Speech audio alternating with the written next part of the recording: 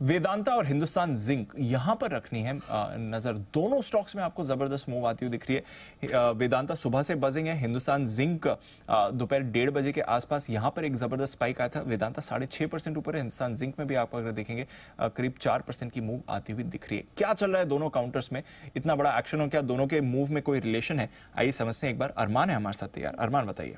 जी बिल्कुल, देखिए दिन में एक सर्कुलर आता हुआ दिखा है हिंदुस्तान जिंक की तरफ से। सर्कुलर ये आया है कि बोर्ड ने जो कमेटी है, कमेटी ऑफ डायरेक्टर्स की कमेटी है, उन्हें कॉर्पोरेट रीस्ट्रक्चरिंग करने के लिए इवेल्युएट करने के लिए जो है ऑथोराइज कर दिया है।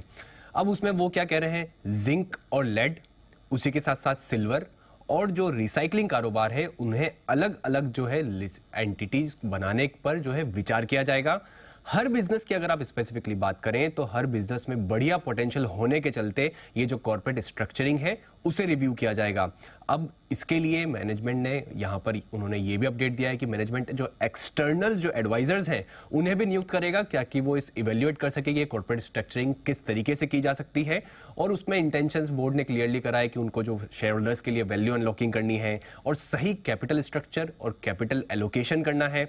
और आप देखें जो कोर कॉम्पिटेंसीज हैं, ताकि हर एक बिजनेस अपनी कोर कॉम्पिटेंसी पे फोकस करते रहे, इसलिए वहां पर जो है रिस्ट्रक्चरिंग करने के लिए, इवेल्युएट करने के लिए यहाँ पर ये अपडेट आता हुआ दिखा है।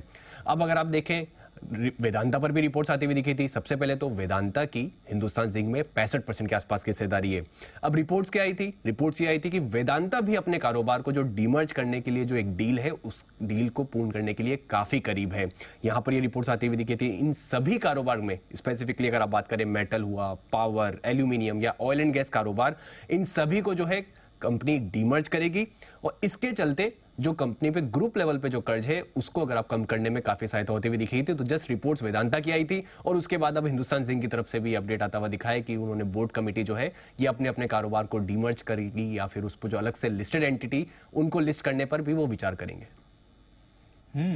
तो ये इंटरेस्टिंग है। दोनों में आप बात कर रहे हैं कि डीमर्जर हो सकता है। बिल्कुल वैल्यू क्रिएशन की स्टोरी हो रही है और हिंदुस्तान जिंक के डीमर्जर से वेदांता को भी फायदा होगा और वेदांता भी डीमर्जर बिल्कुल कर रहा है। ओके, इंटरेस्टिंग है। चार्ट चेक लेंगे एक बार, जरा शरद जी से राय ली जाए। शरद जी, दोनों ही डीमर्जर के प्लान कर रहे हैं, वेदांता और हिंदुस्तान जिंक, वैल्यू क्रिएशन? और देखिए, जिस तरीके की कंडीशन में ग्रुप लेवल पे जो इंटरनेशनल वेदांता रिसोर्सेज आ गया है, उनके पास बहुत ज़्यादा ऑप्शंस हैं नहीं। चाहे जनवरी ऑनवर्ड बड़े पेमेंट्स ड्यू हैं। हम सबको पता है कि कंपनी में एसेट्स बहुत सारे हैं, बट इतना सारा इंटरट्वाइंड है और ऐसे कॉम्प्लिकेटेड स्ट्रक्चर में है कि उनको प्रॉब्लम्स हो रही है। तो मुझे लगता है ये एक डिसेंट मूव है। और दोनों में अगर आप कंपेयर करें तो मुझे लगता है वेदांता मच बेटर है इन वैल्यूएशंस पे। 30-35 रुपए के आसपास की अर्निंग आती है, अभी कितना 220-25 पे चल रहा है। तो ऑप्टिमिस्ट पे बहुत मॉडरेट टारगेट्स भी पकड़े तो मुझे लगता है 270-280, और थोड़ा अग्रेसिव पकड़े तो 350 के आसपास तक के टारगेट वेदांता में लॉन्ग टर्म आ सकते हैं। तो दोनों में से अगर मुझे एक चुनना हो तो मुझे लगता है वेदांता में पॉसिबिलिटी ज़्यादा है ये अपसाइड की। हालांकि डिविडेंड यील्ड वगैरह मोस्ट प्रोबेबली एचजेडएल में से सारा कैश लगभग निकल गया है, तो बहुत ज़्यादा स्कोप वहाँ से नहीं है। बट जैसा वेदांता की प्लान है एलुमिना फैक्ट्री को एक्सपैंड करने की, बैकवर्ड इंटीग्रेशन में और बड़े एक्सपेंशंस हैं, वो भी अगले 2-3 साल में किक इन रेगुलर करेंगे। तो मुझे लगता है वेदांता एक काफ़ी बढ़िया बेट होनी चाहिए। कंजर्वेटिवली 275, अग्रेसिवली 350-325 तक के टारगेट्स के लिए। ओके, 350, 350, 100 रुपए ऊपर के टारगेट दे रहे हैं शरद जी वेदांता के लिए। नजर रखे एक बार चार्ट्स पर, जरा विश्वेश जी से राय लेना चाहूंगा। विश्वेश जी, चार्ट्स क्या कहते हैं सर? वेदांता जरा देखिए, आज 6.5% की मूव है। दीपांशु, मैं देख ही रहा था और समहाउ मुझे ऐसा लगता है कि इसका बहुत ज़्यादा क्रूशल सपोर्ट था 208 में, जो कल लो बना है। और ये वीक का जो क्लोज है, क्योंकि फ्राइडे है, 3 बज चुके हैं, तो मोर और लेस जो क्लोज आ रहा है वो आप ऐसा कह सकते हो शॉर्ट टर्म में सपोर्ट को टेस्ट करके आ रहा है।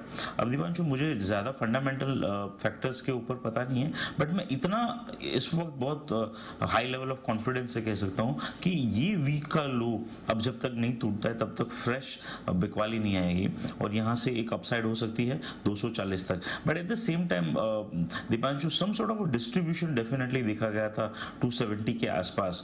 तो वो जो मूव था वो कहीं ना कहीं खत्म हुआ है 208 के लो के आसपास। तो 208 टूटे तो फ्रेश मंदी आएगी और ये जो पुल बैक है, ये पुल बैक 240 तक आ सकता है।